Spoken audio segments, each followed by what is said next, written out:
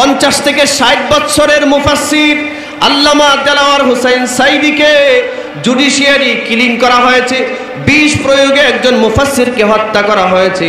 তারপরেও জালিমের দলেরা আল্লাহর বান্দার জানাজাটা ঢাকায় পড়তে দেয় নাই।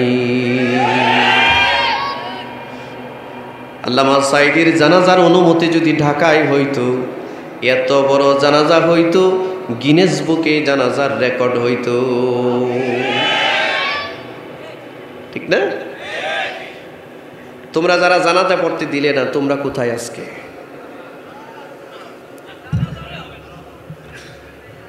লাশ দেশে আসলে না জানাজা হইতো, এখন জানাজা হইলেও গায়েবানা জানাজা হইব, গায়েবানা হবে না মনে হয়, ঠিক কিনা? জুড়ে বলেন। এটাকে বলে বাগি বাগি, সীমা লঙ্ঘন। একজন মানুষ মারা গেছে, তার জানাজা পড়তে তোমরা দাও না, তাকে দাফন করতে দাও না, এটাকে সীমা লঙ্ঘন বলে। কি বলে? এই সীমা লঙ্ঘন আল্লাহ পছন্দ। আমি ঝালকাঠিতে একটা মাহফিলে গিয়েছিলাম গত বছর। আমি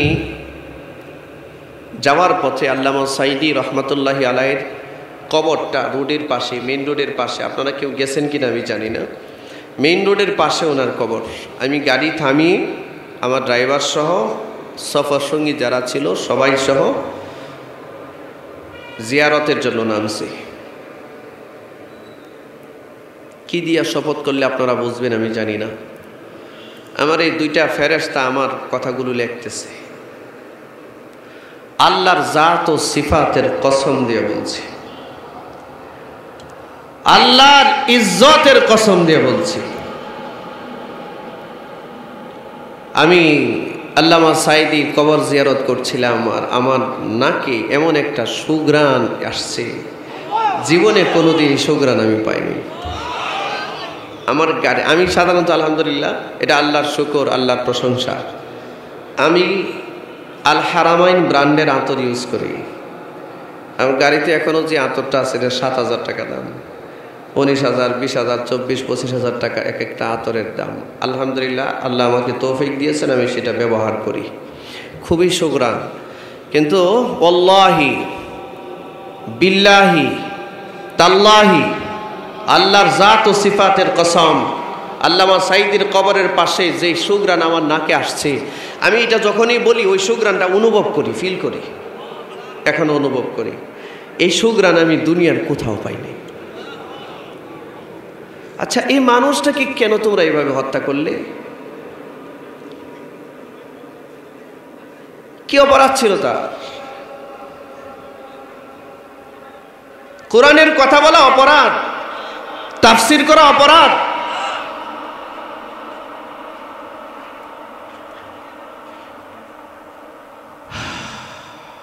আরবিতে একটা কথা আছে, কামা তাদিনু তুদান, যে যা করে তার ফিডব্যাকটা তাই হবে, তাই আসবে। যে মানুষের জানাজা বন্ধ করে দেয় তার জানাজা আল্লাহ হইতে দিবে না। যে মানুষকে দাফন বন্ধ করে দেয়, দাফন বাংলার জমিনে তার মাটিতে, এই মাটিতে তার দাফনও হবে না। এটা আল্লাহ সিদ্ধান্ত নিয়েছেন, ঠিক কিনা তুমি বলুন? এই জন্য আল্লাহ সিদ্ধান্ত নিয়েছেন, তুই আমার ভালো ভালো মানুষগুলোকে, আল্লামা জুনাইদ বাবনগরীকে জেলখানায় মাসের পর মাস রিমান্ডে নিয়ে নির্যাতন করেছে, আল্লামা বাবনগরীকে নির্যাতন করেছে, মুফতি আমিনীকে নির্যাতন করেছে, আমরণ পর্যন্ত, মৃত্যু পর্যন্ত গৃহবন্দী হিসাবে রেখেছিল। আল্লাহ সিদ্ধান্ত নিয়েছেন, তোদেরকে আমি ছাড়বো না। আমি ফেরাউনরে ছাড়ি নাই, আমি নমরুদকে ছাড়ি নাই, আমি কারুনকে ছাড়ি নাই, আমি সাদ্দাতকে ছাড়ি নাই। আমার বান্দাদের সাথে যারা যুদ্ধের ঘোষণা করে, মান আদালি ওয়ালিয়ান ফাকাদ আযানতুহু বিল হারব, আল্লাহ বলেন আমার কিছু প্রিয় বান্দা আছে, এদের সাথে কেউ যদি দুশমনি করে, আমি আল্লাহ ওদের সাথে যুদ্ধের ঘোষণা দিই, যুদ্ধের। লক্ষ্য করবেন, আমাদের সমাজে নামাজি মানুষ বহু আছে, কিন্তু ন্যায়পরায়ণ মানুষ খুবই কম। আমাদের সমাজে হাজি তো বহু আছে, কিন্তু ন্যায়পরায়ণ মানুষ খুবই কম। আমাদের সমাজে দাতা বহু আছে, কিন্তু ন্যায়পরায়ণ মানুষের সংখ্যা খুবই কম। আপনারা বলবেন যে হুজুর কি বলেন, কি বলছি খুব খেয়াল করে শোনেন। আমাদের সমাজে এমন বহু মানুষ আছে, তার মধ্যে নামাজ আছে অনেক, রোজা আছে অনেক, হজ আছে অনেক, দান আছে অনেক, কিন্তু ব্যক্তিগত জীবনে মানুষটা ন্যায়পরায়ণ নয়। ব্যক্তিগত জীবনে সে হয়তো তার বোনের হক মেরে দিয়েছে, 4-5টা বোন, একটা বোনকে বাবার সম্পত্তির অধিকার দেয় নাই, কিন্তু 4-5 বার হজ করে এসে আলহাজ হয়েছে। কথা বলেন তো আপনি এই ব্যাটারে বেশিরভাগ সবচেয়ে বেশি বলতে গেলে হাজি বলতে পারবেন, কিন্তু ন্যায়পরায়ণ বলতে, ন্যায়পরায়ণ মানে সে ভালো মানুষ। যার মধ্যে ন্যায়পরায়ণতা নাই এ ভালো মানুষ না। সোজা বলেন, ও নামাজি হইলেও ভালো মানুষ না, রোজাদার হইলেও ভালো মানুষ না, হাজি হইলেও ভালো মানুষ না, আলেম হইলেও ভালো মানুষ না, রাজনীতিবিদ হইলেও ভালো মানুষ না। রাজনীতিবিদ হওয়া এক জিনিস, আলেম হওয়া এক জিনিস, নামাজি হওয়া এক জিনিস, রোজাদার হওয়া এক জিনিস, যাকাত দেওয়া এক জিনিস, হজ করা এক জিনিস, আর ন্যায়পরায়ণতা এটা ভিন্ন এক দৌলত আল্লাহর পক্ষ থেকে। আল্লাহ এটা সবাইকে দেয় না।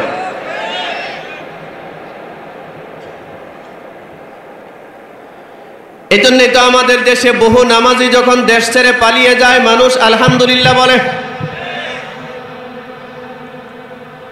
দেশ ছেড়ে পালিয়ে গেছে মানুষ, রাজপথে সিজদা দেয়, ঠিক কিনা জোরে বলেন। দেশ ছেড়ে পালিয়ে গেছে, সারা বাংলাদেশে মিষ্টির দোকানে একটা মিষ্টিও নাই, সব বিলি করেছে। অথচ তারা নাকি রাত্রে 70-80 রাকাত তাহাজ্জুদের নামাজ পড়তো। যে তাহাজ্জুদের নামাজ পড়ে এ কি নর্মাল কোনো মানুষ না অনেক বড় পরেজগার মানুষ? তাহলে এরকম তাহাজ্জুদ গুজারি এরা রাত্রে 70-80 রাকাত করে তাহাজ্জুদের নামাজ পড়তো, এরা পালিয়ে যাওয়ার পরে মানুষ যে সিজদা দেয়, ঘটনা কি? ঘটনা হলো নামাজ পড়তো ঠিক, কিন্তু ভালো মানুষ ছিল না। নামাজ পড়তো ঠিক, কিন্তু ন্যায়পরায়ণ ছিল না। কথা বলে না, জোরে বলেন না কেন? আর আল্লাহ আদেশ করছেন, ইন্নাল্লাহা ইয়া'মুরু বিল আদলি ওয়াল ইহসান। 1 নম্বরে আল্লাহ বলেন আমি আদেশ করলাম আদলের, ন্যায়পরায়ণতার। 2 নম্বর ইহসান, ন্যায় বিচার, সদাচরণ। ইহসানের আদেশ তোমাদেরকে করলাম, সদাচরণের আদেশ করলাম। 1 নম্বরে ন্যায়পরায়ণতার আদেশ করলাম, 2 নম্বরে সদাচরণের আদেশ করলাম, 3 নম্বরে ওয়া ইতাইদিল কুরবা, আত্মীয় স্বজনের বন্ধন সুদৃঢ় রাখার আদেশ করলাম, আত্মীয়তার বন্ধনকে সুরক্ষা করবার আদেশ করলাম, আত্মীয়দের হক বজায় রাখার আদেশ করলাম। কয়টা আদেশ? 1 নম্বরে ন্যায়পরায়ণতা, আদল। 1 নম্বরে আদল মানে ন্যায়পরায়ণতা। 2 নম্বর ওয়াল ইহসান, সদাচরণ। 3 নম্বরে ওয়া ইতাইদিল কুরবা, আত্মীয় স্বজনের হক। এ ব্যাপারে আমি তোমাদেরকে আদেশ করলাম, সাবধান, এই 3টা জিনিস তোমরা কখনো ছেড়ো না। এরা আঁকড়ায়া ধরো। নামাজ যেমন ফরজ, আদল করা ফরজ। নামাজ যেমন ফরজ, ইহসান করা ফরজ। নামাজ যেমন ফরজ, আত্মীয় স্বজনের বন্ধন সুরক্ষা করা ফরজ। এরপরে আল্লাহ তাআলা বলেন, وينهى عن الفحشاء والمنكر। আল্লাহ তাআলা বলেন এবার আমি নিষেধ করছি, খুব খেয়াল করেন, খুব খেয়াল করেন। 3টা কাজের আদেশ করলেন, আর আয়াতের পরের অংশে আল্লাহ বলেন এবার আমি তোমাদেরকে নিষেধ করছি। কিসের থেকে? এক নাম্বার ওয়াল ফাহশা, সমস্ত ফাহেসার কাজ, নির্লজ্জতার কাজ, বেহায়াপনার কাজ, অশ্লীলতা থেকে তোমাদেরকে আমি বিরত থাকার নির্দেশ দিচ্ছি। আমি নিষেধ করছি তোমরা অশ্লীলতা করো, বেহায়াপনা করো, নির্লজ্জ হয় না। আমি তোমাদেরকে আদেশ করছি হায়া, লজ্জা, শরম নিজের মধ্যে রাখো। আল্লাহ রাসূল বলেন আল হায়াউ শুবাতুম মিনাল ঈমান, হায়া, লজ্জা, শরম ঈমানের অংশ। যার লজ্জা নাই, যার শরম নাই, এর ঈমান নাই। যার লজ্জা নাই, শরম নাই, পৃথিবীর এমন কোনো গুনাহ নাই এটা হ্যাঁ করতে পারে না। কথা বলে না কেন? আচ্ছা ভাই আপনারা বলেন, যার লজ্জা শরম নাই এ উলঙ্গ হইয়া রাস্তায় ঘুরলে কোনো সমস্যা আছে? যার লজ্জা শরম নাই এ যদি জেনা ব্যভিচার করে কোনো সমস্যা আছে? যার লজ্জা শরম নাই এ যদি সুদ ঘুষ খায় কোনো সমস্যা আছে? এই জন্য আল্লাহ রাব্বুল আলামিন বলেন ওয়ায়ানহা আনিল ফাহশা, আমি আল্লাহ আদেশ করছি তোমরা ফাহশা থেকে, ফাহশা থেকে, নির্লজ্জতা থেকে, বেহায়াপনা থেকে, অশ্লীলতা থেকে বিরত থাকো। 2 নাম্বার ওয়াল মুনকার, যত রকমের পাপের কাজ আছে, নিষেধাজ্ঞা আছে, যত পাপাচার আছে, সমস্ত পাপের কাজ বর্জন করো, আমি আল্লাহ আদেশ করলাম। 3 নাম্বার ওয়াল বাগ, সীমা লঙ্ঘনকারী হইও না। বাগী শব্দের অর্থ সীমা লঙ্ঘন করা। আল্লাহ বলেন সীমা লঙ্ঘনকারী হইও না। সীমা লঙ্ঘন ভালো না। যারা সীমা লঙ্ঘন করে আমি আল্লাহ তারে ছাড় দেই না, আমি ওরে ধরি। ফেরাউন সীমা লঙ্ঘন করেছিল, আল্লাহ কথা বলে না। ফেরাউন দম্ভ ভরে বলেছিল, মিশরের মানুষকে লক্ষ্য করে বলেছিল, এ মিশরের মানুষ, আমি ফেরাউন ছাড়াও তোমাদের আর কোন রব আছে, আর কোন স্রষ্টা আছে? মা আমিলতু মা আলিমতু, এটা তো আমি জানি না। সে বলে আমি ছাড়াও আবার তোমাদের কোনো স্রষ্টা মষ্টা আছে এটা তো আমি জানি না, আমি তো জানি আমি তোমাদের স্রষ্টা। নাউজুবিল্লাহ বলবেন না? একটু জোরে বলবেন না নাউজুবিল্লাহ? কতটুক দাম্ভিক আর অহংকার একটা মানুষের ভেতরে থাকলে পরে এই ধরনের কথা বলে। ফেরাউন বলেছিল আনা রাব্বুকুমুল আ'লা, আমি সবচেয়ে বড় রব, আমার উপরে কোনো রব টব নাই। হ্যাঁ, আচ্ছা কতটুক দাম্ভিক হলে পরে এই কথা বলে? আল্লাহ তাআলা সিদ্ধান্ত নিলেন তোর উপরে কোনো রব আছে কি নাই তোরে আমি এটা সমতল ভূমিতে বোঝাবো না, তোরে এটা বোঝাবো লোহিত সাগরে। নিষেধ করলেন কয়টা? জোরে আঙ্গুল ওঠান, হাত ওঠান, ওঠান ওঠান, একটু কষ্ট। আদেশ করলেন কয়টা? নিষেধ করলেন কয়টা? আচ্ছা আদেশ 3টা। 1 নাম্বার হচ্ছে আদল, ন্যায় বিচার। 1 নাম্বার কি? ন্যায় পরায়ণতা। 1 নাম্বার। 2 নাম্বার ওয়াল ইহসান, সদাচরণ। কি? সদাচরণ। 3 নাম্বার ও ইতা ইদিল কুরবা, আত্মীয় স্বজনের হক। কিসের হক? আচ্ছা নিষেধ 3টা। ওয়ানহা আনিল ফাহশা, 1 নম্বরে যত নির্লজ্জতা, যত বেহায়াপনা আছে, অশ্লীলতা আছে, এখান থেকে নিজেকে বিরত রাখো। 2 নাম্বার ওয়াল মুনকার, যত রকমের পাপের কাজ আছে এই পাপ থেকে নিজেকে বিরত রাখো।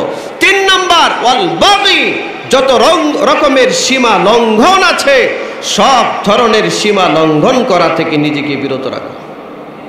আদেশ কয়টা? নিষেধ কয়টা? আচ্ছা এবার আসেন হাদিস।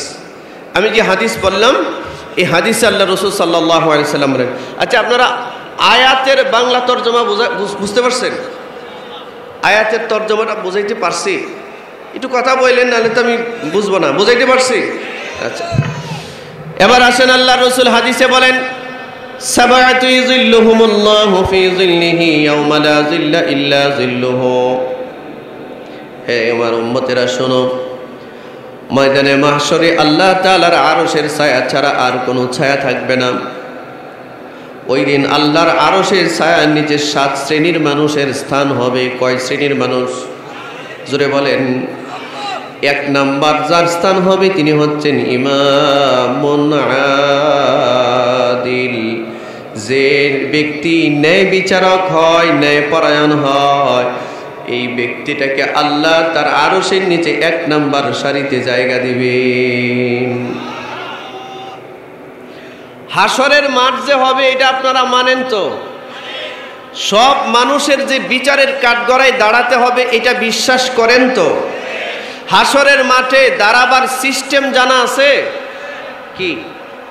উলঙ্গ, কাপড় নাই, চুপড় নাই, পায়ে কোনো জুতা নাই, একদম শতভাগ বিভস্র অবস্থায় প্রত্যেকটা মানুষ দাঁড়িয়ে থাকে।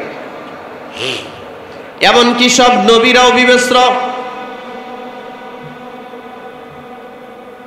হাসরের মাঠে সর্বপ্রথম আল্লাহ তাআলা কাপড় পরিধান করাবেন সাইয়্যিদুনা ইমামুনা আবাউনা, আমাদের আব্বা হযরত ইব্রাহিম আলাইহিস সালাতু ওয়াস সালামকে আল্লাহ কাপড় পরাবেন। সমস্ত মানুষ বিবস্ত্র উলঙ্গ অবস্থায়, কিসে নারী আর পুরুষ সবাই বিবস্ত্র অবস্থায় দাঁড়িয়ে থাকবে। সূর্যের 12টা মুখ থাকবে, 12টা মুখ। এই 12টা মুখের সব কয়টা মুখ নিচের দিকে থাকবে। সূর্যের করতাপে মানুষের পায়ের নিচের মাটি পুড়ে তামা হয়ে যাবে। মানুষের মাথার মগজ গলিত তামার মতো হবে। টকবক টকবক করে মগজ টকবক করবে। এই গলিত মগজ নাক কান দিয়ে বেয়ে বেয়ে পড়বে। একটু পানির পিপাসায় মানুষের জিহ্বা নাভি পর্যন্ত কুকুরের জিহ্বার নেই ঝুলতে থাকবে। মানুষ ডানে কি আছে, বামে কি আছে, সামনে কি আছে, পেছনে কি আছে তাকিয়ে দেখবে না, এই ফুরসত হবে না তার। খাশিআতান আবসারুহুম তারহাকুহুম যিল্লাহ যালিকাল ইয়াউমুল্লাযী কানূ ইউআদুন।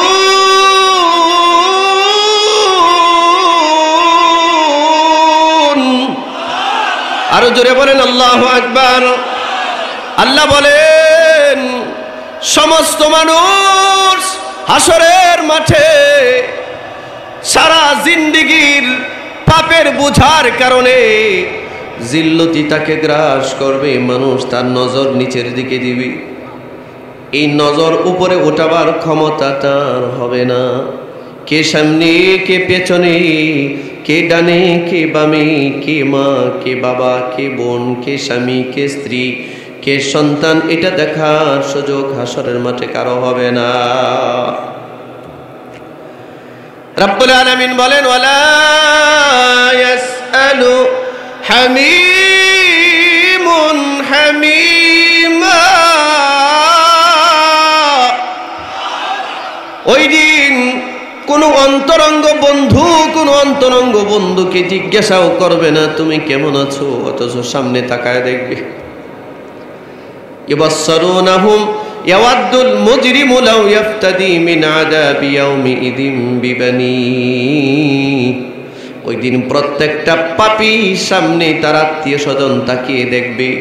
সন্তান, বিবি, বাচ্চা, মা, বাবা নিজের চোখের সামনে ঘুরতেছে, এটা দেখবে কিন্তু পরিচয় দিবে না। কেউ কাউকে জিজ্ঞাসাও করবে না। প্রিয় ভাইয়েরা আমার, এই কঠিন ময়দানে মাহশরে 7 প্রকার মানুষকে আল্লাহ তাআলা নিজে ইনভাইট করবেন, নিজে ডাকবেন, ডেকে বলবেন এ বান্দা আয় আয় আমার আরশের নিচে আয়। বিবিআইবিদের সারিতে আল্লাহ তাআলা একজন ন্যায় পরায়ণ মানুষকে ডেকে ডেকে 1 নাম্বার সারিতে বসায় দিবেন। সুবহানাল্লাহ। কারে 1 নাম্বার সারিতে আরশের নিচে জায়গা দিবেন? জোরে বলেন। ন্যায়পরায়ণকে ন্যায়পরায়ণ। আমি যে বললাম খুব লক্ষ্য করেন, ন্যায়পরায়ণতা আল্লাহর দেওয়া এমন এক গুণ, এটা সবাইকে দেয় না, আল্লাহ এটা সবাইকে দেয় না। যে ন্যায়পরায়ণ হয়ে যায়, যে ন্যায়বান মানুষ হয়ে যায়, এমন মানুষ মারা গেলেই আল্লাহর আরশ সহ কেঁদে দেয়। আর যে ন্যায়পরায়ণ হয় না, ন্যায়পরায়ণতার প্র্যাকটিস যে করে না, নামাজি হতে পারে, রোজাদার হতে পারে, মাথায় পাগড়ি পেঁচাতে পারে, পীরের মুরিদ হতে পারে, 10 বারের হাজি হতে পারে, এই লোক ভালো হয় না, ভালো হয় না। আল্লাহ রাসূল সাল্লাল্লাহু আলাইহি সাল্লাম একদিন ভালো মানুষের সংজ্ঞা বললেন। আচ্ছা ভাই, আপনারা এদিকে মনোযোগ দেন, খেয়াল করেন, দেখবেন আমাদের সমাজে এমন বহু মানুষ পাওয়া যাবে, যদি বলা হয় ভাই আপনি কি নামাজি মানুষ, আপনি কি নামাজ পড়েন, সে বলবে হ্যাঁ, বুকে হাত দিয়ে বলবে আমি নামাজ পড়ি। তো বুকে হাত দিয়ে নামাজি বলা অতটা অনেক সহজ, অনেক মানুষ কি পাওয়া যেতে পারে। সমাজে যদি কাউকে বলেন এই আপনি কি হজ করেছেন, সে বলতে পারে হ্যাঁ আমি 2 বার 3 বার হজ করেছি, বুকে হাত দিয়ে বলবে হ্যাঁ আমি একজন হাজী সাহেব। বুকে হাত দিয়ে হাজী সাহেব বলার মানুষ পাওয়া যেতে পারে সমাজে, বুকে হাত দিয়ে নামাজি মানুষ বলার মানুষ সমাজে পাওয়া যেতে পারে, কিন্তু বুকে হাত দিয়ে একটা মানুষ বলবে যে আমি একজন ন্যায়পরায়ণ, আমি একজন ভালো মানুষ, এমন মানুষের সংখ্যা সমাজে কম। কথা ঠিক কিনা? জোরে বলেন, জোরে। আচ্ছা, যেই লোক নিজের বোনের হক মেরে দিয়েছে, সে জীবনে কোনোদিন ন্যায়পরায়ণের কথা বলতে পারবে? হ্যাঁ, এ যদি 100 বারও হজ করে, ন্যায়পরায়ণের কথা বলতে পারবে? আপনারা বলেন, বাবা মার রেখে যাওয়া সম্পদে বোনদের কি কোনো হক আছে? বাবা মার রেখে যাওয়া সম্পদে বোনদের হক আছে? না না, বাংলাদেশে নাই। আছে? হ্যাঁ, বাবা মার রেখে যাওয়ার সম্পদে বোনদের হক আছে। এটা কারা কারা মনে করেন, একটু হাত দেখান। আব্বা আম্মার সম্পদে বোনদের হক আছে, এটা আপনারা মনে করেন? হ্যাঁ, আচ্ছা হাত নামান। আব্বা আম্মার সম্পদে বোনদের যে অংশটা আছে, এটা দেওয়া সুন্নত না? না, এটা মুস্তাহাব। দিলে দিলাম, না দিলে নাই। এটা এমন কিছু কি? জোরে বলেন। মাশাআল্লাহ, ফতোয়া তো মানুষই দিতে পারে। এটা কি? বাবা মার রেখে যাওয়া সম্পদের অংশ ছেলে মেয়েদের সুষম বন্টন করার আদেশ দিয়েছেন কে? জোরে বলুন। আল্লাহ।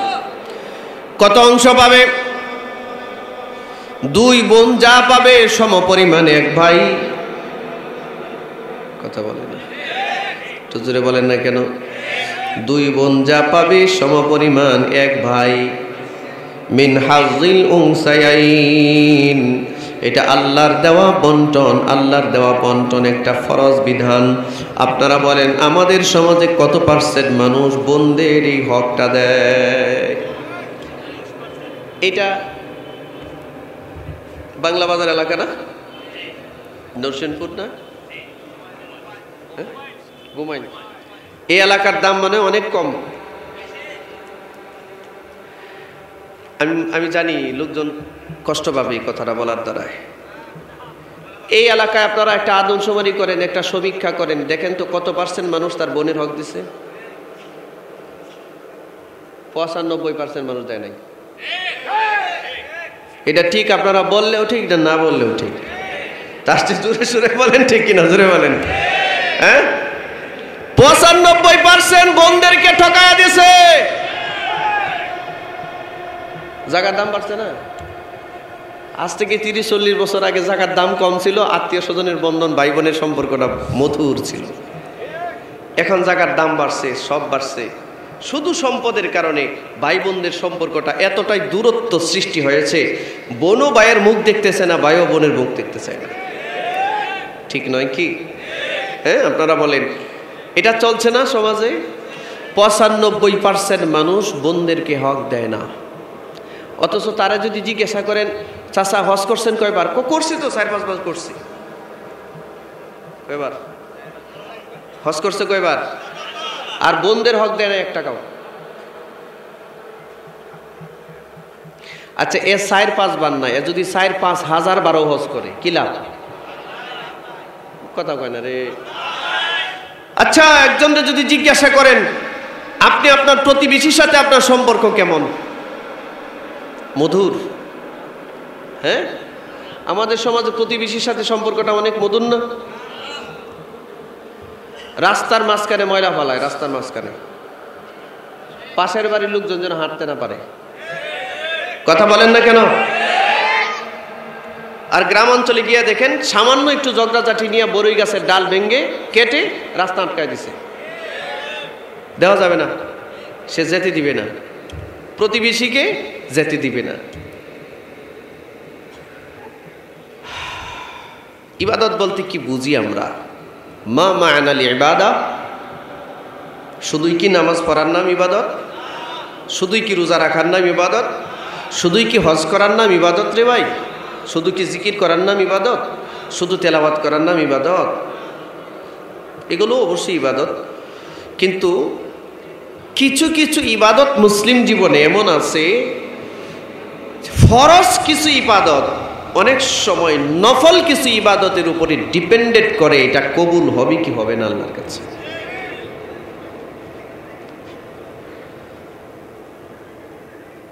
এক হাদিসে আল্লাহ রাসূল সাল্লাল্লাহু আলাইহি ওয়াসাল্লাম বলেছেন, মান কানা ইউমিনু বিল্লাহি ওয়াল ইয়াউমিল আখির ফালইউকরিম জারাহু। আল্লাহর নবী বলেন, যে আল্লাহর উপরে এবং পরকালের উপরে ঈমান রাখে, বিশ্বাস রাখে, সে যেন তার প্রতিবেশীকে সম্মান করে। কি করে? আমরা তো প্রতিবেশী মইরা পচে গেল তো খবর নেই না। কথা বলেন না কেন? হ্যাঁ, প্রতিবেশী খাইলো কি খাইলো না মরলো, এটা আমার জানা দরকার নেই। মানুষ এই পরিমাণ সেলফিশ হয়েছে এই সমাজে, আত্মকেন্দ্রিক। হ্যাঁ, ঠিক না? আত্মকেন্দ্রিক। হ্যাঁ, আমাদের সমাজে এমন কিছু খবিস প্রকৃতির মানুষ আছে, এলাকায় একটা মেয়ের বিয়ে হবে, বরপক্ষ থেকে মেয়েটাকে দেখতে আসছি। এমন মানুষ আছে নিজের টাকা খরচ করে গিয়া কোটনামি করে বিয়াটা ভেঙে দিছে। এইটা এই আশুলিয়া বাংলা বাজার অঞ্চলে নাই। নিজের খরচের দরকার হয়, গাড়ি ভাড়া করে ওই জামাইয়ের বাড়িতে গিয়া মানে বিয়েটা কিভাবে ভেঙে দেওয়া যায় এটার ব্যবস্থা করে আসছে। ঠিক নয় কি? শক্তি বেশি, অস্ত্রের ক্ষমতা বেশি, দল ক্ষমতা, গোষ্ঠীতে লাঠি বেশি, ও যার সম্পদ পারে তার সম্পত্তি দখল করে। ডাকাইতে ডাকাইতে খালি প্রতিবেশীর জায়গা বাড়ায়, নিজের জায়গা বাড়ায়, প্রতিবেশীর জায়গা কমায়। কথা বলে না রে, কথা বলে না। এবার সে মারা গেছে, এবার কি করছে? প্রতিবেশী বলে আলহামদুলিল্লাহ। আচ্ছা, মুসলমান মরলে কি আলহামদুলিল্লাহ পড়ার নিয়ম? কি পড়ার নিয়ম? হ্যাঁ বলেন, ইন্না লিল্লাহি ওয়া ইন্না ইলাইহি রাজিউন। এটা মুসলমানের হক, ঠিক নয় কি? কিন্তু কোন প্রতিবেশী মারা গেলে কেউ কেউ আলহামদুলিল্লাহ বলে, তো এটা কেমন প্রতিবেশী? খবিস। বলেন জোরে, আরো জোরে। ওরে দেখতে মানুষ দেখা যায় কিন্তু মূলত অমানুষ। প্রতিবেশী বাজারে গিয়ে মিষ্টি বিতরণ করে আর বলে, আল্লাহ ভালো মানের একটা জানোয়ার মারা গেছে। মানুষ মারা গেছে অথচ বলে ভালো মানের জানোয়ার মারা গেছে। মিষ্টি বিতরণ করে, কয় আলহামদুলিল্লাহ। এই মিয়া, ও ভাই, কি হবে আপনার সম্পদ দিয়া? কি হবে টাকা দিয়া? এই ভাই, 20 তলা বিল্ডিং দিয়া কি হবে আপনার? আপনি মরলে মানুষ যদি আপনার ব্যথায় ব্যথিত হয়ে আপনার জানাজায় না আসে, আপনার দাফন কাফনে না আসে, আপনার মতো মানুষ লক্ষ কোটি টাকার মালিক হলেও লাভ কি? ঠিক কিনা জোরে বলুন। এলাকার মানুষ, গ্রামের মানুষ, মহল্লার মানুষ আপনার জানাজায় আসতে চায় না, বুঝা গেল আপনি হতে পারেন নামাজি, হতে পারেন হাজি, হতে পারেন গাজী, হতে পারেন নেতা, আপনি মানুষ নয়, আপনি ন্যায়বান নয়। আর মানুষ যদি মরে যায় 1000 মাইল দূর থেকে মানুষ গিয়ে তার জানাজায় হাজির হয়। আল্লামা শাহ আহমদ শফী রহমতুল্লাহি আলাইহি মারা গেছেন চট্টগ্রামের হাটহাজারীতে। বাংলাদেশের এমন কোন জেলা ছিল না, থানা ছিল না, এই থানা থেকে গাড়ি রিজার্ভ করে নিজের টাকা দিয়া আল্লাহর ওলির জানাজা পড়তে মানুষ যায় নাই। গেছে না? যায় নাই? কথা বলেন না কেন ভাই? যায় নাই? আচ্ছা, জানাজার নামাজ কি? ফরজে কিফায়া। এটা তো আর ফরজে আইন না, এটা ফরজে।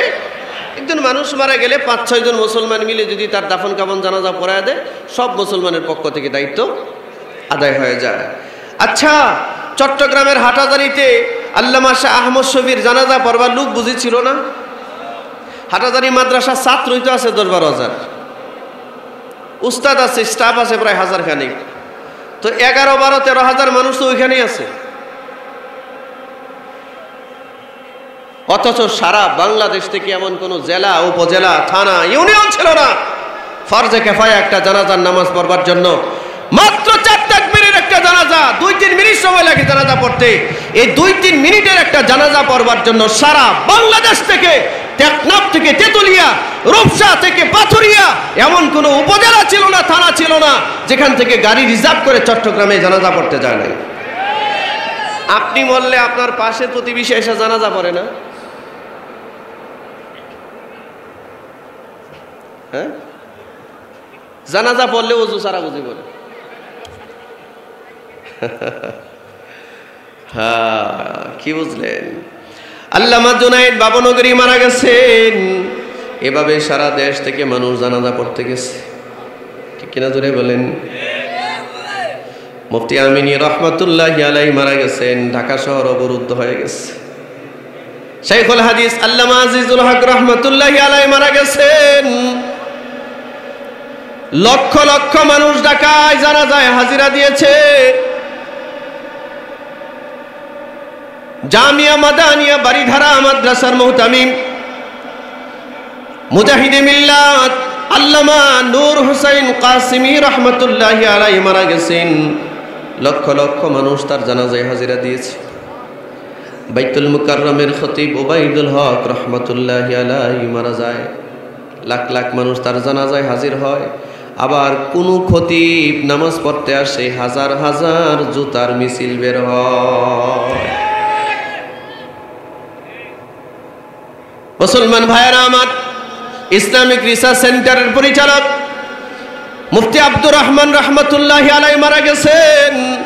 লক্ষ লক্ষ মানুষ জানাজায় হাজিরা দিয়েছে।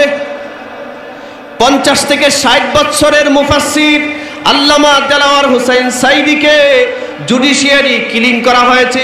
20 প্রয়োগে একজন মুফাসসিরকে হত্যা করা হয়েছে। তারপরেও জালিমের দলেরা আল্লাহর বান্দার জানাজাটা ঢাকায় পড়তে দেয় নাই। আল্লামা সাইদির জানাজার অনুমতি যদি ঢাকায় হইতো, এত বড় জানাজা হইতো, গিনেস বুকে জানাজার রেকর্ড হইতো, ঠিক না? তোমরা যারা জানাজা পড়তে দিলে না, তোমরা কোথায় আজকে?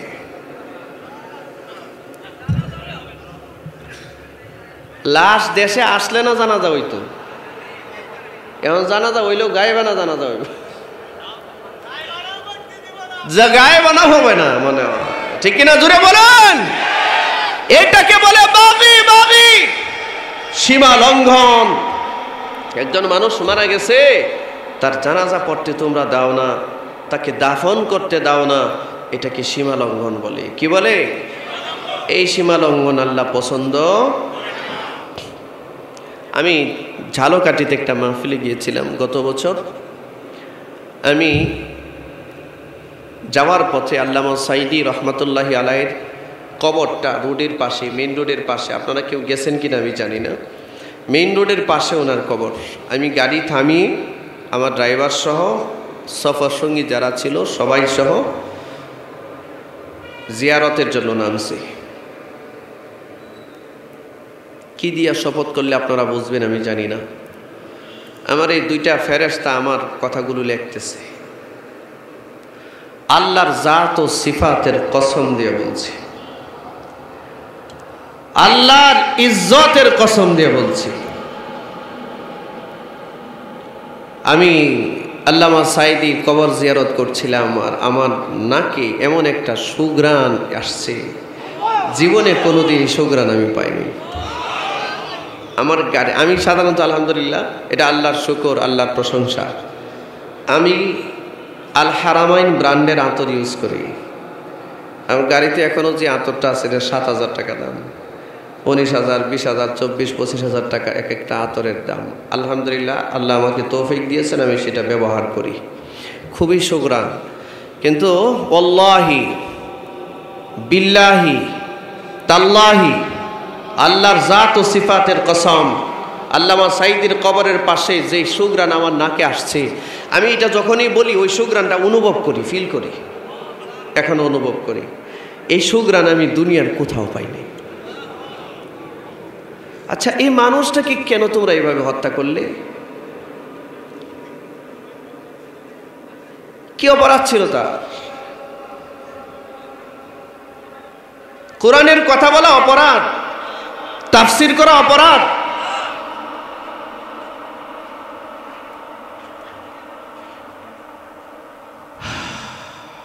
আরবিতে একটা কথা আছে, কামা তাদিনু তুদান, যে যা করে তার ফিডব্যাকটা তাই হবে, তাই আসবে।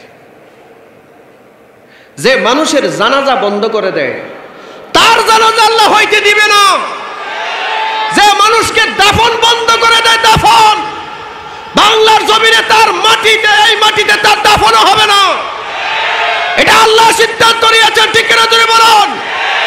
এই জন্য আল্লাহ সিদ্ধান্ত নিয়েছেন, তুই আমার ভালো ভালো মানুষগুলোকে, আল্লামা জুনাইদ বাবনগরীকে জেলখানায় মাসের পর মাস রিমান্ডে নিয়ে নির্যাতন করেছে, আল্লামা বাবনগরীকে নির্যাতন করেছে, মুফতি আমিনীকে নির্যাতন করেছে, আমরণ পর্যন্ত, মৃত্যু পর্যন্ত গৃহবন্দী হিসাবে রেখেছিল।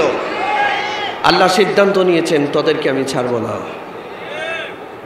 আমি ফেরাউনরে ছাড়ি নাই, আমি নমরুদকে ছাড়ি নাই, আমি কারুনকে ছাড়ি নাই, আমি সাদ্দাতকে ছাড়ি নাই।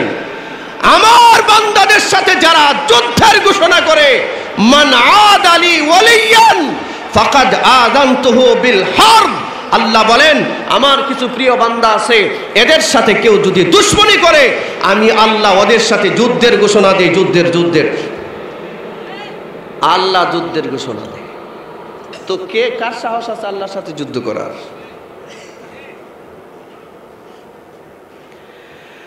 বাংলাদেশের লক্ষ লক্ষ মানুষ আল্লামা সাঈদীর বয়ান শুনে নামাজে আসছে, ঠিক কিনা জোরে বলেন? হাজার হাজার বেঈমান কাফের কালিমা পড়ে মুসলমান হয়েছে, বক্তব্য দিত বাংলাদেশে, আর কাঁপাকাঁপি করত দিল্লি। এটাই সমস্যা, ঠিক না? দিল্লির সাথে স্বামী স্ত্রীর সম্পর্ক লাগাইছে। কিসের সম্পর্ক? আল্লাহ সিদ্ধান্ত নিয়েছেন, স্বামীর কাছে তোরে পাঠাই দিব, যা, কুল্লু খালাস, রাজাকারের বাচ্চা। আরে কিছু হওয়ার সাথে সাথেই আলেমুল আমাদেরকে গালি, রাজাকার, আল বদর, আল শামস, পাকিস্তানের দালাল, পাকিস্তানের প্রেতাত্মা। এটা শুনতে শুনতে আমরা পরে যখন এটা আমাদের কানে আসতে ভাবতাম যে ধরো কোনো চামচিকা চিৎকার করতেছে। আল্লাহ বলেন, যেই শব্দগুলো দিয়ে তুই আলেমদেরকে বেইজ্জতি করেছিস, তোরে এই শব্দ দিয়ে জবাই করব, কুরবানি দিব তোরে, কুরবানি। ঠিক না? সময় মতো খালি বলছে রাজাকারের বাচ্চারা, বাস কাজ হয়ে গেছে। ওয়ামাকারু ওয়ামাকারাল্লাহ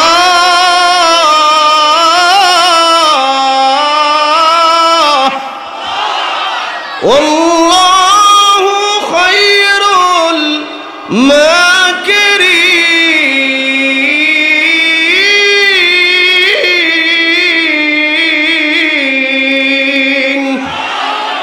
আল্লাহ বলেন আমার বিরুদ্ধে অপকৌশল করো, আমি কিন্তু সবচেয়ে বড় কৌশলী। সব কৌশল কার হাতে? সব কৌশল কার হাতে? নমরুদ, ফেরাউন, কারুন, সাদ্দাত খুব কৌশল করেছিল, টিকতে পেরেছে? টিকতে পেরেছে?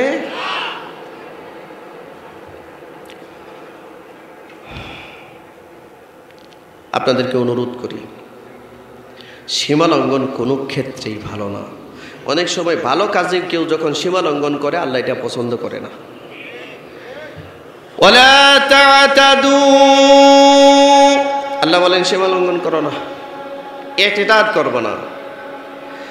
ইন্নাল্লাহা লা ইউহিব্বুল মু'তাদিন,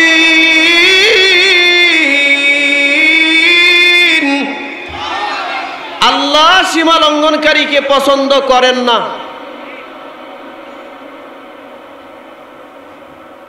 একটা মানুষ খালি নামাজ পড়ে, খাবার দাবার সব বাদ দিয়া খালি নামাজ পড়ে, আল্লাহ বলে এই নামাজি সীমা লঙ্ঘন করছে, এর নামাজের দরকার নাই। নামাজের দরকার, খাবারেরও তো দরকার, কথা বলেন না কেন? তো সব বাদ দিয়া খালি তোমার নামাজ পড়তে কে বলছে? এটা বন্ডামি কই পাইছ? কাজ নাই, কাম নাই। ও বলে রিজিক আল্লাহ পাঠাইব, খালি নামাজ পড়ে, খালি জিকির করে, এটা ইবাদত না, এটা সীমা লঙ্ঘন। আল্লাহ বলছেন নামাজ হয়ে গেছে, ফান্তাশিরু ফিল আরদ ওয়াবতাগু ইলাইহিল ওয়াসিলা, যাও জমিনে ছড়িয়ে পড়ো, রিজিকের সন্ধান করো, রিজিকের তালাশ করো। তোমার তাসবিহ পড়া যেমন ইবাদত, রিজিক তালাশ করাও ইবাদত। হালাল পথে রিজিক তালাশ করো, হারাম পথে নয়। হালাল রিজিক তালাশ করা ইবাদত, ইবাদত, ইবাদত। মুসলমান ভাইয়েরা আমার,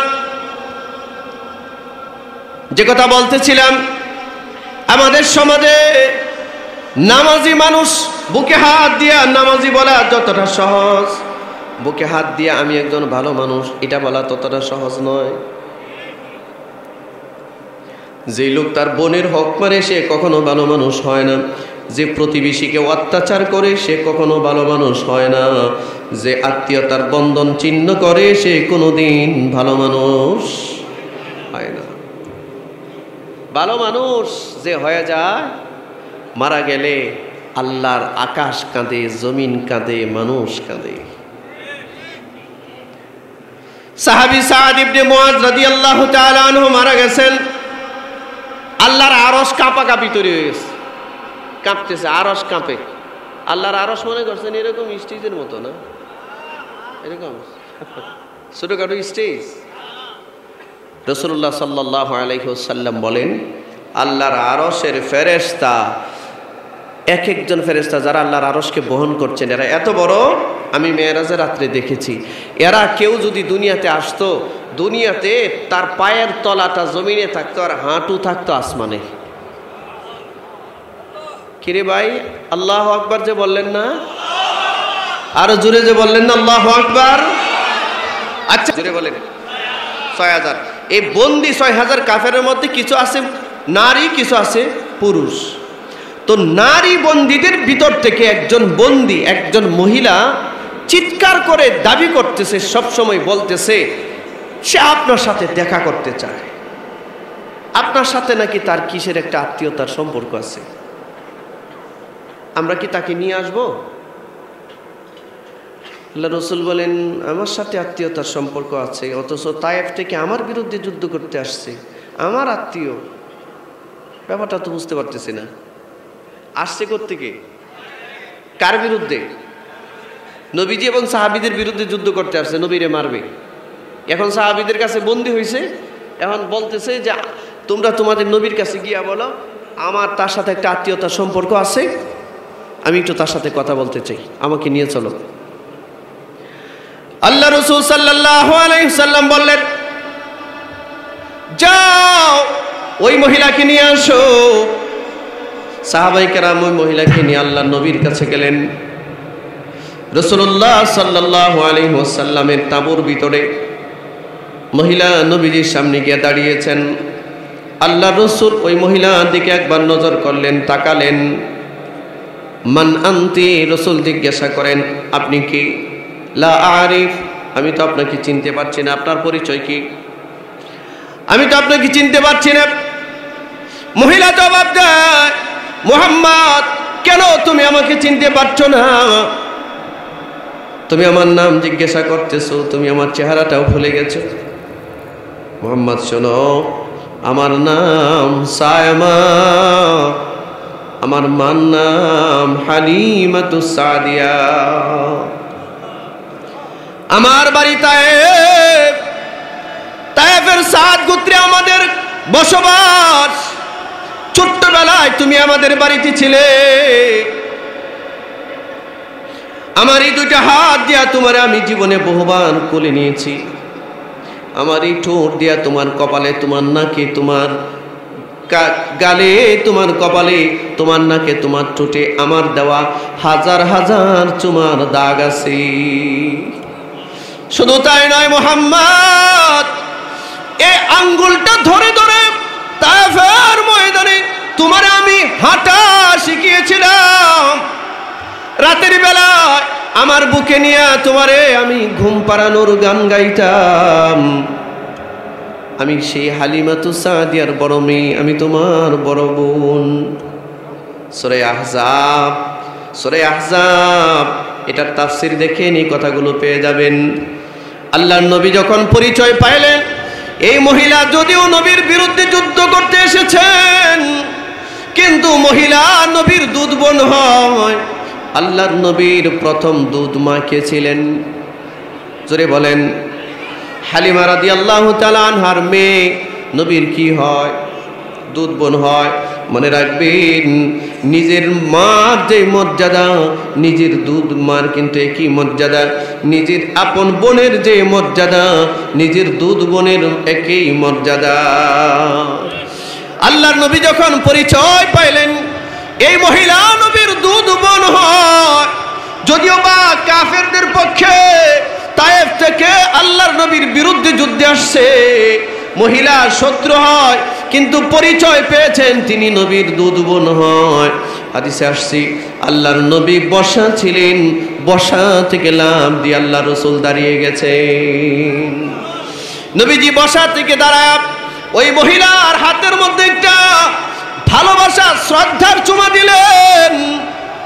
আরব দেশে গিয়ে দেখবেন, কেউ যদি কাউকে শ্রদ্ধা করে, কেউ যদি কাউকে ভালোবাসে, এই ভালোবাসা শ্রদ্ধার একটা চুমা দেয়, কখনো হাতে, কখনো কপালে। আল্লাহর নবী নিজের দুধ বোনের হাতের মধ্যে একটা শ্রদ্ধা আর ভালোবাসার চুমা দিলেন।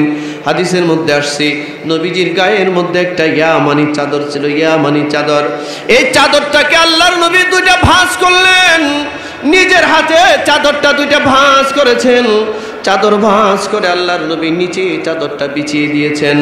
চাদর বিছিয়ে নিজের বোনকে নিজের হাতে ধরে চাদরের উপরে বসিয়ে দিয়েছেন। জোরে বলেন সুবহানাল্লাহ, জোরে বলেন। মহিলাটা কি আসছে কার বিরুদ্ধে যুদ্ধ করতে? তাহলে নবীর আপন না দুশমন? দুশমন তো। পরিচয় না পরে পাইছেন, ঠিক কিনা জোরে বলেন? নবীর তো দুশমন, কিন্তু নবীজি যখন পরিচয় পাইছেন এটা আমার দুধ বোন, কিসের দুশমন সব ভুলে গেছেন। আল্লাহ রসুল তার গায়ের চাদর মুবারক নবী, বিশ্ব নবী মুহাম্মদুর রাসূলুল্লাহ সাল্লাল্লাহু আলাইহি সাল্লামের গায়ের চাদর বিছায় দিয়েছে মহিলার জন্য। যেই নবী জমিনের মধ্যে থুতু নিক্ষেপ করলে থুতু থেকে মেশক আম্বারের ঘ্রাণ বের হইত। কোন রাস্তা দিয়ে নবীজি হেঁটে গেলে ওই রাস্তায় 40 দিন পর্যন্ত সুঘ্রাণ ছড়াইত। যেই নবীর পায়ের ধূলিকণার স্পর্শ পাওয়ার জন্য আল্লাহর আরশের ফেরেশতারা হাজার হাজার বছর অপেক্ষমান ছিলেন। যেই নবী কোনো মরুভূমির উপর দিয়ে হেঁটে গেলে মরুভূমির বালুকারাশি নবীকে সালাম দিত। কোনো পাহাড়ি গিরিপথ দিয়ে হেঁটে গেলে পাহাড়ের পাথরের ভিতর থেকে সালাম আসতো, আসসালাতু আসসালামু আলাইকা ইয়া রাসূলুল্লাহ, আসসালাতু আসসালামু আলাইকা ইয়া নবী আল্লাহ। পাহাড়ের পাথর পর্যন্ত নবীরে সালাম দেয়। যে নবীর শরীর থেকে খুশবু আম্বরের ঘ্রাণ বের হয়, যে নবী থুতু মারলে থুতু থেকে মেশক আম্বরের ঘ্রাণ বের হয়, এই নবী নিজের বোনের জন্য নিজের গায়ের চাদর বিছিয়ে দিলেন, ওই চাদরে নিজের বোনকে বসায় দিছে। সুবহানাল্লাহ বলেন। চাদরে বসায়া আল্লাহর নবী, আমরা নামাজে যেমনে বসে আত্তাহিয়াতুর বেশি, নবীজি আত্তাহিয়াতুর বেশি নিজের দুধ বোনের সামনে বসে গেছে। বসে বড় বোন আর ছোট ভাই যে ধরনের মহব্বতের আলাপচারিতা হয়, আল্লাহর নবী তার বোনের সাথে এই ধরনের কথাবার্তা বলছেন। অনেক হাল ফুরসি জিজ্ঞাসা করেছেন। আল্লাহ রাসূল হযরত সায়মারে বলে, বোন আমার, আম্মু কেমন আছে, মা কেমন আছে, অর্থাৎ হালিমাতুস সাদিয়া কেমন আছে? হযরত সায়মা বলছেন, এটা জিজ্ঞাসা করার সাথে সাথে হযরত সায়মা কান্না শুরু করে দিয়েছেন। কাঁদতেছেন আর বলতেছেন, ভাই আমার, মা তো দুনিয়াতে নাই, আম্মা তো অনেক আগেই মারা গেছে।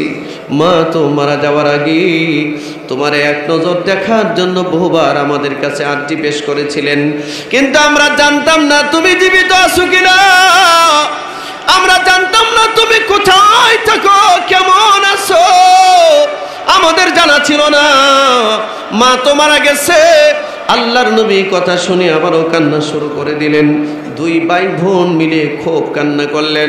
আমার প্রিয় ভাইয়েরা, নবীর চোখের পানি দেখে 12,000 সাহাবী সবাই কান্না শুরু করে দিয়েছে। সবাই কাঁদতেছে। অনেক লম্বা কথা। আল্লাহ নবী আবার জিজ্ঞাসা করেন, আপনি আমার কাছে কি চান? এই যুদ্ধের ময়দানে যেমনি হোক আপনি আমার বিরুদ্ধে চলে আসছেন, যদিও বা আপনি আমার শত্রু, কিন্তু আপনি আমার বোন। আমি আপনার প্রতি কোনো অভিযোগ অনুযোগ আমার নাই, আমার কোনো ইশকাল আপনার প্রতি নাই, কোনো অভিযোগ নাই। বলেন আপনি আমার কাছে কি চান, আমি আপনাকে কি দিয়ে সাহায্য করতে পারি? সায়মা বলেন, মুহাম্মদ, আমি তো তোমার বিরুদ্ধে যুদ্ধ করতে এসেছি। আমি তোমার সাহাবীদের কাছে বন্দী হয়েছে, বন্দী। তোমার সাহাবীরা আমারে বন্দী করেছে। আমি এখন আসামি, আমি গ্রেফতারকৃত একজন আসামি। আমি তোমার কাছে ক্ষমা চাই, আমি তোমার কাছে এই গ্রেফতারি অভিযান থেকে মুক্তি চাই। আমাকে মুক্ত করে দাও, আমি যেন তায়েফ ফেরত যেতে পারি। আল্লাহ রাসূল বললেন, ঠিক আছে, আপনাকে আমি ক্ষমা করব, তবে আমার একক সিদ্ধান্তে ক্ষমা করব না, কারণ যুদ্ধটা আমি একা করি নাই, আমার সাথে 12,000 সাহাবীরা যুদ্ধ করেছেন। সুবহানাল্লাহ বলছেন না? দেখেন, ন্যায় বিচার কাকে বলে? ন্যায় বিচার, আদল কাকে বলে? ন্যায় পরায়ণতা কাকে বলে? আপনারা বলেন তো দেখি, এই হুনাইনের ময়দানে আল্লাহর নবী যদি তার বোন সায়েবাকে বলতেন, একা যদি বলতেন, যান আপনাকে ক্ষমা করে দিলাম, কোন সাহাবী নবীকে প্রশ্ন করতেন বলে মনে হয়? কেন ক্ষমা করে দিয়েছেন এই প্রশ্নটা করত? কখনোই না। কিন্তু আল্লাহ রাসূল সাল্লাল্লাহু আলাইহি সাল্লাম আদর্শের এক মূর্ত প্রতীক। সব সাহাবীদেরকে ডেকে বললেন, ও সাহাবীরা, এই মহিলাটা যিনি আমার চাদরে বসা, ইনি কোনো সাধারণ মহিলা নয়, ইনি আমার দুধ বোন সায়মা, আমার আম্মা, আমার দুধ মা হালিমাতুস সাদিয়ার বড় মেয়ে। আমার বোন বুঝে হোক না বুঝে হোক আমাদের বিরুদ্ধে যুদ্ধে চলে আসছে, আমার বোনটা এখন মুক্তি চাই, তোমরা কি বলো? সাহাবায়ে কেরাম বললেন, ইয়া রাসূলুল্লাহ, আপনার চোখের পানি আমরা বরদাস্ত করতে পারি না গো আল্লাহর নবী, আপনি আপনার বোনকে ক্ষমা করে দিবেন, আমাদের কোনো আফসোস নাই, আমাদেরকে জিজ্ঞাসা করারও প্রয়োজন নাই, আপনি আপনার বোনকে ক্ষমা করে দেন। এবার আল্লাহ রাসূল বললেন, যান, আপনাকে ক্ষমা করা হলো। নবীজি বিদায় জানালেন। ওনার বোন কিছুক্ষণ গেলেন, গিয়ে আবারও ফেরত আসলেন। দ্বিতীয়বার আল্লাহর নবীর কাছে ফেরত এসে বলেন, মুহাম্মদ, তুমি যে আমাকে একা বিদায় দিয়েছ, আমি তো একা তায়েফে ফেরত যাব না। খুব খেয়াল করেন, গুরুত্বপূর্ণ কথা এটা, খুব গুরুত্বপূর্ণ কথা এটা। আল্লাহর নবী ক্ষমা করে দিয়া সাহাবীদের সিকিউরিটি দিয়ে আল্লাহর নবী পাঠালেন তায়েফের দিকে, কিন্তু তিনি গেলেন না। কিছু রাস্তা গিয়ে আবারও তিনি ফেরত এসে আল্লাহর নবীর কাছে বলেন, মুহাম্মদ, তুমি যে আমাকে একা বিদায় করে দিয়েছো, আমি তো একা একা তায়েফে যাব না ভাই। কেন যাবেন না? বলে আমার আত্মমর্যাদায় আঘাত আসতেছে। শোনো, তায়েফের মানুষ তো আমার ছি ছি করবে, আমাকে ধিক্কার জানাবে। তায়েফের মানুষ আমাকে বলবে মুহাম্মাদের সাথে তোমার একটা আত্মীয়তার সম্পর্ক ছিল, বিদায় তুমি তোমার জীবন বাঁচায় চলে আসছো। ৬,০০০ যুদ্ধবন্দীকে মুহাম্মাদের কাছে রেখে তুমি তোমার জীবন বাঁচিয়ে চলে আসছো। তায়েফের মানুষ এই কথা বলে আমাকে আঘাত করবে, আমাকে তারা ধিক্কার জানাবে, আমার আত্মমর্যাদায় আঘাত আসবে, আমি এটা মানতে পারবো না। ভাই আমার, যদি ক্ষমা করতেই হয়, বোন হিসেবে যদি আমাকে সম্মান তোমার জানাতেই হয়, আমি বলবো আমার সম্মানের খাতিরে যত যুদ্ধবন্দী আছে, যুদ্ধাপরাধী আছে, সবাইকে তুমি ক্ষমা করে দাও। আর যদি ক্ষমা করতে না পারো, তাদের সাথে আমাকেও রেখে দাও। দেখেন কি অবস্থা। আচ্ছা, আপনার বোন যদি এমন বলতো, আপনি কি করতেন? আপনারা কি করতেন জানি না। আমার বোন যদি আমার এই কথা বলতো, তা আমি বলতাম নিজের জান আগে বাঁচান। ঠিক নয় কি? যান, নিজের জান বাঁচান। আল্লাহর নবী কোনো বিরক্ত হলেন না। আমি হাদিস বলছি, কোনো গল্প টল্প না। বিশ্বাস যদি না হয়, সূরা আহজাব বাংলা তরজমা তাফসীর দেখেন, পেয়ে যাবেন এই কথাগুলো। আল্লাহ রাসূল সাল্লাল্লাহু আলাইহি ওয়াসাল্লাম কোনো বিরক্ত হলেন না। নবীজি একটা মুচকি হাসি দিলেন। নবীজি সবসময় মুচকি হাসতেন। সুবহানাল্লাহ।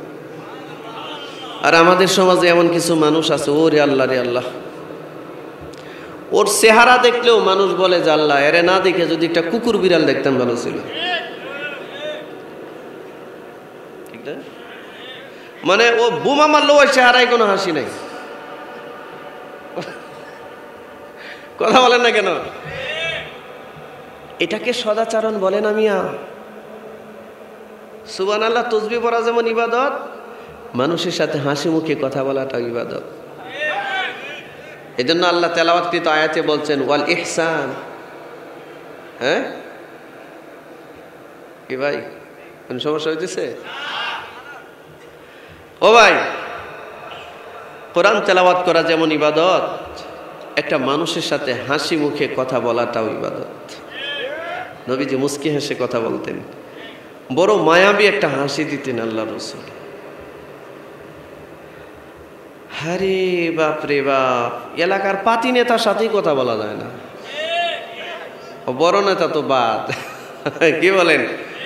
ওর মুসুম মাসুম দেখলে মনে হয় যে শয়তান ওর গাড়ে পেশাব করছে।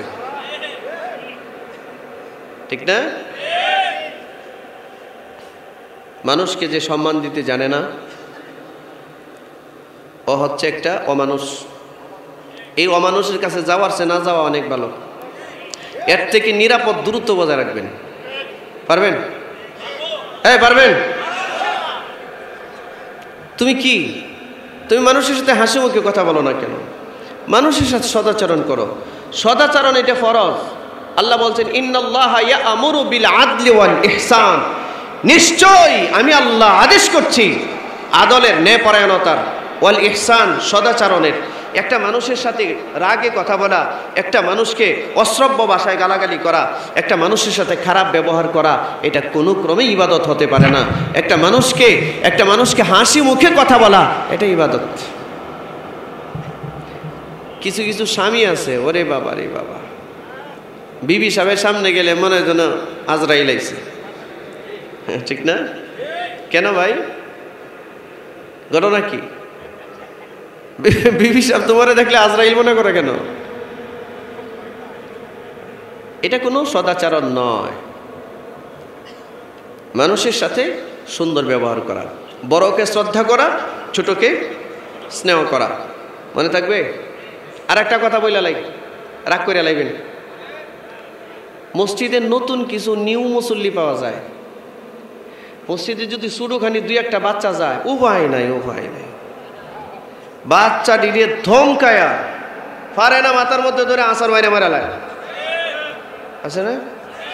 অথচ এই বুড়া 60 বছর পর্যন্ত হারামি খাইছে, মসজিদের বারান্দায় আসে না, সুদ খাইছে, ঘুষ খাইছে।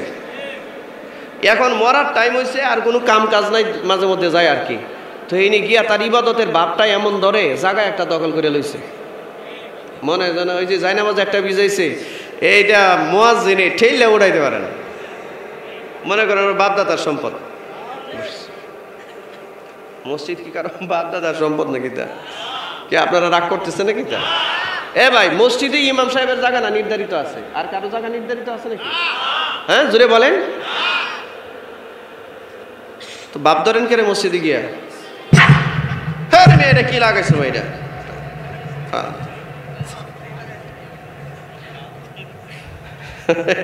একটু পরে লাগে, কি করবো? হেরো অ্যাডভার্টাইজের দরকার আছে তো।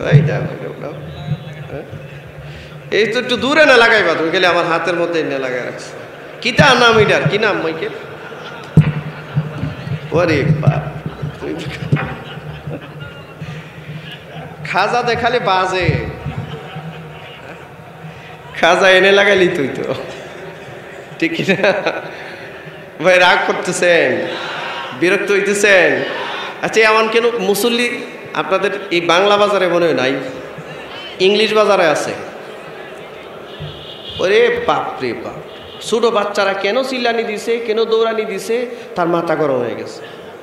মানে সে ইবাদত করে আল্লাহরে নামায় লাইতেছে, হে 60 বছর পর্যন্ত মসজিদে যায় নাই, এখন বাচ্চা একটা চিৎকার দিছে দিকে তার মাথা গরম হয়ে গেছে। বাচ্চারে কি গালাগালি, বাচ্চার মা বাপ সহ সবাই রে ধমকায়া আর 14 গোষ্ঠী উড়াই নিচ্ছে। এই বুড়ার মাথায় শয়তান পেশাব করছে। এই শুনুন, আমি একজন মুফতি বলে যাচ্ছি, মুফতি, আমি ফতোয়া দিয়ে যাচ্ছি, মসজিদে যদি কোনো ছোট বাচ্চা আপনার নামাজের আপনার সামনে দৌড়াদৌড়ি করে, আপনার ঘাড়ের মধ্যে নাচানাচি করে, আপনার নামাজের কোনো ক্ষতি নাই। একটা বাচ্চাকে মসজিদে দমক দিবেন না। ইমাম সাহেব যদি কেউ থাকেন, আপনাকে বলে যাচ্ছি, কোনো মুসল্লি যদি বাচ্চাদের সাথে এই ধরনের আচরণ করে, এই মুসল্লিকে উচিত শিক্ষা দিবেন। মুসলমানদের বাচ্চারা মসজিদে আসবে না, যাবে কোথায়? বাচ্চারা মসজিদে যাবে, খেলবে, ওখানে নাচবে, যা খুশি তাই করবে। জানেন, তুরস্কে মুসলমানদের বাচ্চাদেরকে মসজিদে নেওয়ার জন্য আলাদা সুন্দর ফুটবল আছে, মসজিদে ফুটবল খেলে। চকলেট আছে, চকলেট দেয়, চকলেট। আর আপনি নামাজি হয়ে গেছেন গা, একটা বাচ্চা দৌড় দিছে দেখি আপনার নামাজ গেছে গা, ছুটে গেছে গা। কিতা নামাজ পড়েন আপনি, আপনার নামাজ ছুটে জায়গা? এটা ঠিক করেন? রাগ করছে মনে হয়?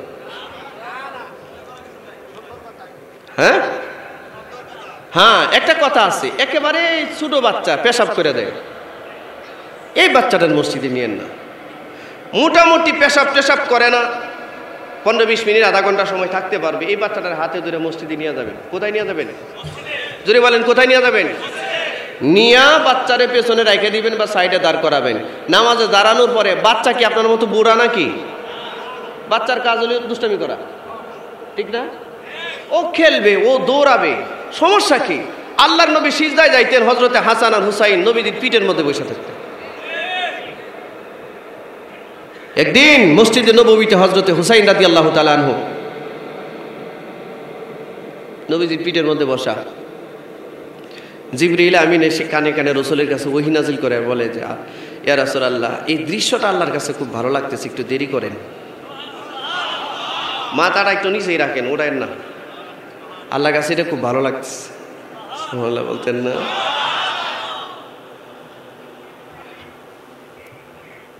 আর আপনি বাচ্চাদেরকে দমকায় একবারে এমন দমক দিছে, বাচ্চার কলিজা সহ শুকায় গেছে। বাচ্চা নিয়ত করছে মরার আগে আর মন্দিরে যাব, তা মসজিদে যাব না। কথা বলে না কেন? আচ্ছা, এই যে বাচ্চাটারে মসজিদ থেকে আপনি দৌড়াইলেন, এই যে বাচ্চারে ধমকা, ছোট বাচ্চা মানুষ না, ছোট বাচ্চাদের সাথে যদি একটু মজার একটা আচরণ করেন, এটা কিন্তু তার হৃদয়ে দাগ কাটে, সারা জীবন মনে রাখে এটা, যে আমার কাছে এই সুন্দর আচরণটা।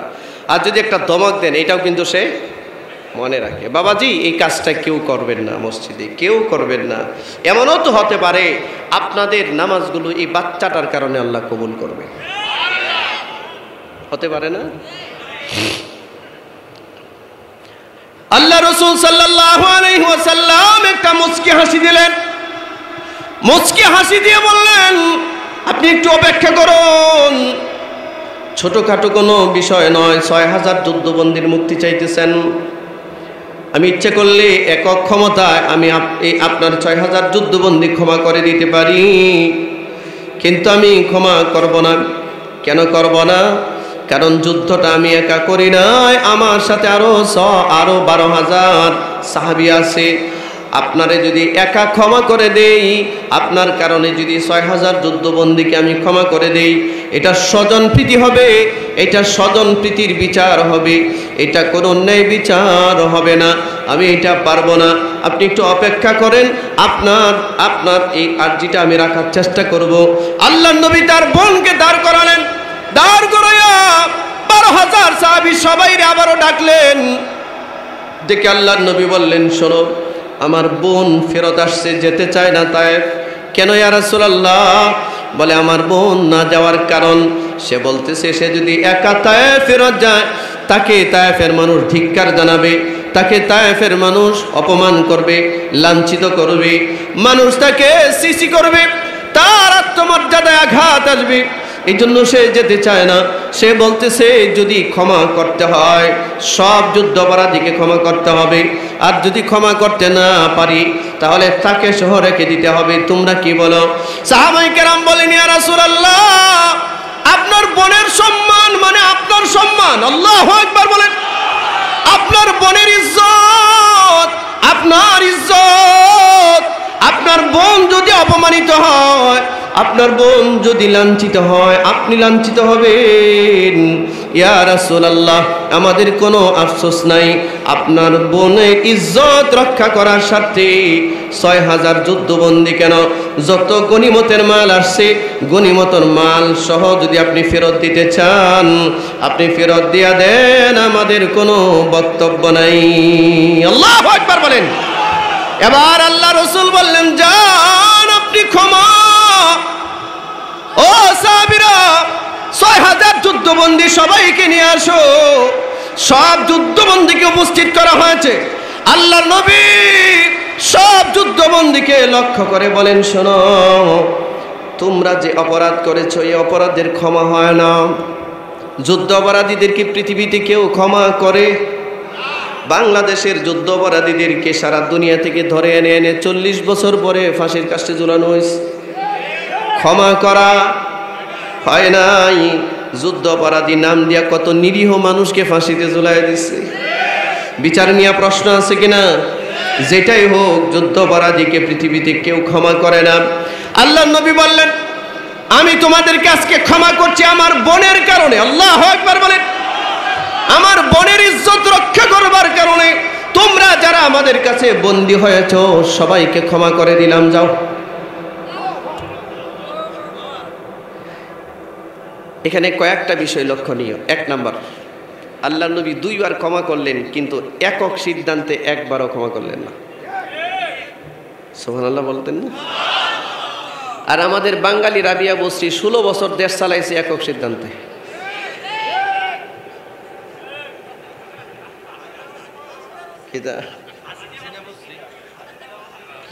বাঙালি রাবিয়া বস্তি কইছে, ওই আপনারা বুঝে লাইছেন। মানুষ চালাক আছে দেখছেন। বাঙালি রাবিয়া বস্তির কথা বলছি ভাই, যিনি তাহাজ্জুদের নামাজ পড়তেন, সকালবেলায় কোরআন তেলাওয়াত দিয়া তো ওনার কার্য দিবস শুরু করতেন। আর প্রথম অর্ডারটা হইতো, আলেমদেরকে ধরো, হাতে আর পায়ে ডান্ডা বেরি পড়াও, গুম করো, খুন করো, আয়নাগরে নিয়ে যাও। এই হইল আমাদের বাঙালি রাবিয়া বস্তির কাজ। হ্যাঁ, এরই বললে কতজনের যে কাতকুতু লাগে রে, ঠিক না? আল্লাহ আল্লাহ, কিরে ভাই,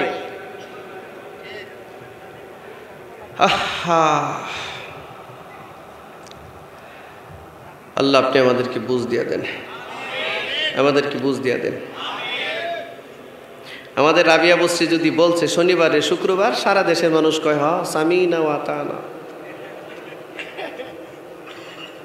আমাদের প্রধানমন্ত্রী বলছে শুক্রবার শনিবারে, কয় এটাই শুক্রবার, এটাই শনিবার। হঠাৎ করে একদিন কয় সারা বাংলাদেশের মানুষের হায়াত ৭৬ বছর করে দিলাম, বাড়াই দিলাম। কি রাবিয়া বসি হায়াত বাড়াই দিছে। হে ভাই, হায়াত বাড়াইবার মালিক কেনা, কোন কমাইবার মালিক কেনা? উনি বাড়াই লাইছেন। গড়ির কাটা একদিন ঘুরাই দিছে, 1 ঘন্টা বাড়াই দিছে। কথা বলেন না কেন? হ্যাঁ, কাঁঠাল দিয়ে বার্গার বানাইবেন? রমজান মাসে কি বেগুনি খাওয়া লাগে? মিষ্টি কুমড়াই দিয়ে বেগুনি বানাবেন? ওনারে মানুষ বানাইছে প্রধানমন্ত্রী, উনি কই কেমনে বার্গার বানাইবেন হেটা শেখায়। আচ্ছা, বার্গার বানানো শেখানোর মানুষ দেশে ছিল না, মানে শেখায়। কাঁচামরিচের এত দাম হবে কেন? এটা ফিসা রেখে দিবেন ফ্রিজে, একটু একটু গুঁড়া গুঁড়ো দিবেন। আমরা এক আজই প্রধানমন্ত্রী পাইছিলাম, সব চলতো তারে দিয়া, একদম টয়লেট থেকে শুরু করে সংসদ পর্যন্ত চলতো। কথা কে বলেন ভাই? হ্যাঁ, আরে বাপরে বাপ, উনি মনে করতেন দেশ ওনার আর ওনার আব্বা জানের। আর এই দেশে আমরা যারা আছি সব বারাটিয়া।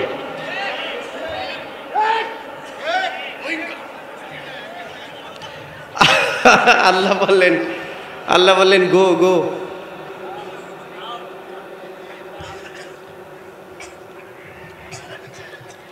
আবার কয় চট করে চলে আসো, চট করে বুঝে এসে বলবো, চট করে। সুবিধা নাই তো, উনি ছিল, আমাদের কি সমস্যা ছিল? উনি থাকতো, আমাদের সমস্যা ছিল কি?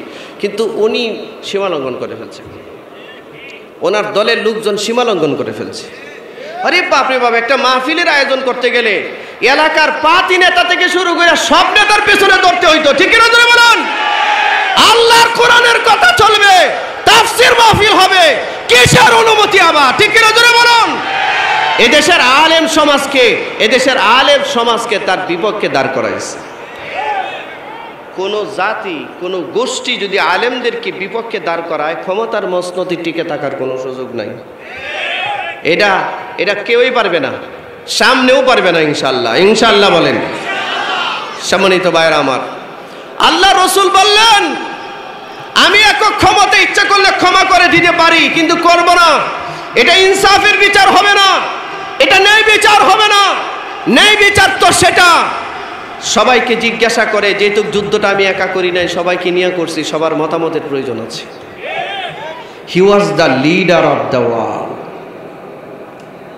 হি was the major, not only own is part of allies. আল্লাহ বলেছেন, লাকাদ কানা লাকুম ফি রাসূলিল্লাহি উসওয়াতুন হাসানা। আমি আমার নবীকে উসওয়ায়ে হাসানা দিয়ে পৃথিবীতে পাঠিয়েছি, উত্তম আদর্শ দিয়ে পাঠিয়েছি। গোটা পৃথিবীতে সর্বযুগের সর্বকালের সর্বশ্রেষ্ঠ মহামানব যদি কোনো ব্যক্তির নাম সবার আগে উচ্চারিত হয়, তিনি হচ্ছেন মুহাম্মদুর রাসূলুল্লাহ সাল্লাল্লাহু আলাইহি ওয়াসাল্লাম। আল্লাহর নবী সবার অনুমতি নিয়ে তার বোনকে এবং 6000 যুদ্ধবন্দী সবাইকে ক্ষমা করলেন। এবার বিদায় জানায়, দেখেন বিদায়ের সিস্টেমটা কেমন। বিরক্ত হইতেছেন? আর 2 মিনিট। এবার আল্লাহ রসুল বিদায় জানায়, সবাই বিদায় জানাইছেন। 2 জন সাহাবীকে, স্পেশাল প্রশিক্ষণ প্রাপ্ত 2 জন সাহাবীকে ডাকলেন, ডেকে বললেন, 2টা সুন্দর দেখে উট নিয়ে আসো, ভালো শক্তিশালী নিয়ে আসছে। বললেন, আমার বোনকে আমি নিজের হাতে উটের উপরে উঠাইয়া দিচ্ছি। আমার বোনকে স্পেশাল সিকিউরিটি দিয়ে একদম তায়েফের সাদ গোত্রে সসম্মানে আমার বোনকে পৌঁছায় দিবা। আমার বোনের কোনো ক্ষতি যেন না হয়। শুধু তাই নয়, আল্লাহ রাসূল সাল্লাল্লাহু আলাইহি ওয়াসাল্লাম নিজের তাঁবুর ভিতরে গেলেন। নিজের কাছে যা দিরহাম দিনার ছিল, স্বর্ণ মুদ্রা ছিল, এগুলো নিলেন। যা কিছু খাবারের ছিল, এই খাবারগুলো হাতে নিলেন। যা যা বোনকে হাদিয়া স্বরূপ দেওয়া যায় সব নিলেন। সব নিয়ে নিজের বোনকে হাত ধরে উটের উপরে উঠাইয়া দিলেন। উঠাইয়া দিয়া এই দিনার দিরহামগুলো, এই খাদ্যগুলো নবীর বোনের হাতে উঠাইয়া দিয়া বলেন, বোন আমার কাছে দেওয়ার মতো আর কিছু নাই। যা ছিল আমি সব আপনার খেদমতে পেশ করেছি। আপনি আমার উপরে নারাজ হয়েন না, আমার উপরে আপনি অভিমান করেন না। আমি একজন ভাই হিসেবে বোনের প্রতি যা যা সদাচরণ আর ইনসাফ করার দরকার, ন্যায়পরায়ণতার করার দরকার আমি সব করেছি। কোনো অনিচ্ছাকৃত ত্রুটি থাকলে মেহেরবানি করে ক্ষমা করে দিবেন। আল্লাহর নবী তার বোনকে যুদ্ধের ময়দানে শত্রু হিসেবে পাওয়ার পরেও, বোনের পরিচয় পাওয়ার পরে শত্রুতা ভুলে গেছেন। নবীজি তার বোনকে ক্ষমা করেছেন। বোনের ইজ্জত রক্ষা করার জন্য ৬০০০ যুদ্ধবন্দী মাফ করেছেন। শুধু কি তাই, নিজের বোনকে সসম্মানে নিজের চাদরের উপরে বসতে দিয়েছেন। আল্লাহ রাসূল সাল্লাল্লাহু আলাইহি সাল্লামের কাছে যা স্বর্ণ মুদ্রা ছিল, দিরহাম দিনার ছিল, এগুলো সহ আরো খাবার টাবার সবকিছু বোনকে হাদিয়া দিয়া বিদায় দিলেন। আল্লাহর নবী তার বোনকে যুদ্ধের ময়দানেও ক্ষমা করে হাদিয়া দিয়ে বিদায় করে। আর আপনি ৩ বার ৪ বারের হাজী সাহেব বোনদের সব হক মেরে দিয়েছেন। আপনি ৫ ওয়াক্ত নামাজের, আপনি ৫ ওয়াক্তের নামাজি, কিন্তু বোনদের হক দেন নাই। এই চেহারাটা নবীজির সামনে হাসরের মাঠে কিভাবে দেখাবেন আমারে বলেন? এটা কি ইনসাফ? এটা কি ন্যায় বিচার? এটাকে আল্লাহ বলে ইন্নাল্লাহা, নিশ্চয়ই আল্লাহ, ইয়ামুরু, আদেশ করছেন, বিল আদলি, ন্যায়পরায়ণতার। যেই লোক নিজের প্রতিবেশীর সাথে ন্যায় বিচার করে না সে ন্যায়পরায়ণ হয় না। যেই লোক তার পরিবারের সদস্যদের সাথে ন্যায়পরায়ণতা, ন্যায় বিচার করে না সে ন্যায়পরায়ণ হয় না। যে তার বোনদের হক দেয় না সে কোনোদিন ন্যায়পরায়ণ হয় না। এরপরে ২ নম্বর আদেশ করলেন ওয়াল ইহসান, মানুষের সাথে সদাচরণ করো। ৩ নম্বর আদেশ করলেন ওয়া ইতাইযিল কুরবা, আত্মীয়তার সম্পর্ককে সুদৃঢ় করো, সব আত্মীয়দের হক আদায় করো। ওয়া ইয়ানহা আনিল ফাহশাই ওয়াল মুনকার, নিষেধ করলেন সমস্ত নির্লজ্জতা বেহায়াপনা থেকে নিজেরা বিরত থাকো, সমস্ত পাপ থেকে নিজেকে বিরত রাখো। ওয়াল বাগি, যত